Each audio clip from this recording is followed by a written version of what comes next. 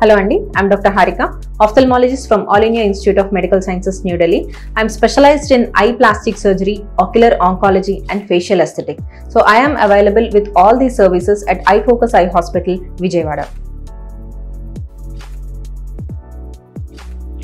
ఈ వీడియోలో ఈరోజు మనం థైరాయిడ్ సమస్య ఉన్న వాళ్ళకి కంటి పరంగా ఎలాంటి జాగ్రత్తలు తీసుకోవాలి, ఎలాంటి సమస్యలు చూస్తారు, దీని గురించి మనం మాట్లాడుకుందాం. థైరాయిడ్ అబ్నార్మాలిటీ అనేది రెండు రకాలుగా ఉంటుందండి. అంటే థైరాయిడ్ గ్రంథి అధికంగా పనిచేయడం ఒకటి, లేదా తక్కువగా పనిచేయడం ఒకటి.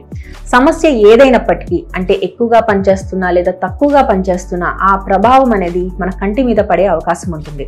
సో దాని లక్షణాలు ఎలా ఉంటాయి అంటే, ఈ థైరాయిడ్ సమస్య ఉన్న వాళ్ళకి కండరాలు లేదా మన కంట్లో ఉండే కొవ్వు ఉబ్బిపోతూ ఉంటుంది.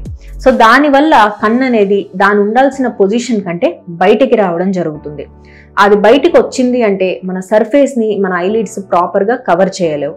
సో దానివల్ల మనకు సర్ఫేస్ మీద ఎక్కువగా డ్రై అయిపోవడం, ఎక్కువగా ఎర్రగా అయిపోవడము, ఇలా మజిల్స్ ఉబ్బడం వల్ల మనకి ఎక్కువగా ఎర్రదనం లాంటివి మనం చూస్తూ ఉంటాం. అధికంగా నీరు కారడం చూస్తూ ఉంటాం.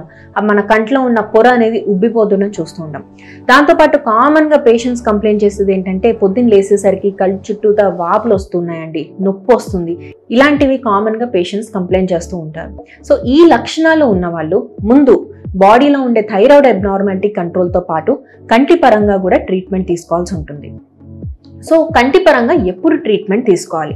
ఇందులో రెండు స్టేజెస్ ఉంటాయండి. ఒకటి ఇన్యాక్టివ్, ఇంకొకటి యాక్టివ్ అని ఇలా మనం డివైడ్ చేస్తాం.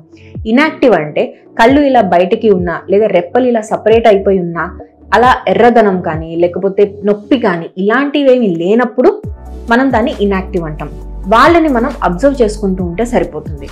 అంటే దీనికి సిమ్టమాటిక్ ట్రీట్మెంట్, అంటే కొంచెం అప్పుడప్పుడు డ్రై అయిపోతున్నా లేదా ఎర్రగా అవుతున్నా దానికి డ్రాప్స్ లాంటివి మనం ఇస్తూ వాళ్ళని క్లోజ్గా మనం అబ్జర్వ్ చేస్తూ ఉంటాం. అలా కాకుండా కన్ను ఎర్రగా ఉంది, లేదా నేను చెప్పినట్టు ఆ పొరలో ఒక వాపు లాంటివి మనం చూస్తున్నాం, లేదా పేషెంట్స్కి విపరీతమైన నొప్పి ఉంటుంది, లేదా వాళ్ళకి రెండుగా కనిపిస్తుంది. సో ఇలాంటి ఇబ్బందులు ఉన్నప్పుడు దాన్ని మనం యాక్టివ్ థైరాయిడ్ ఐ డిసీజ్ అనేసి అంటాం. దీనికి కంటి పరంగా మనం ట్రీట్మెంట్ తీసుకోవాల్సి ఉంటుంది. కొన్ని ఇంజెక్షన్స్ మనం తీసుకుంటాం. ఇవేంటంటే కొన్ని ఒక సిరీస్ ఆఫ్ ఇంజెక్షన్స్ అనమాట. అంటే జస్ట్ ఒక టాబ్లెట్స్ ఇచ్చేసి నెలకో 2 నెలలకో ట్రీట్మెంట్ కంప్లీట్ అయిపోతుందా అంటే అలా ఉంటుందండి. ఇదేంటంటే సిరీస్ ఆఫ్ ఇన్ఫెక్షన్స్ ఇస్తాం. 3 వారాలకి ఇంజెక్షన్స్ తీసుకోవాల్సి ఉంటుంది.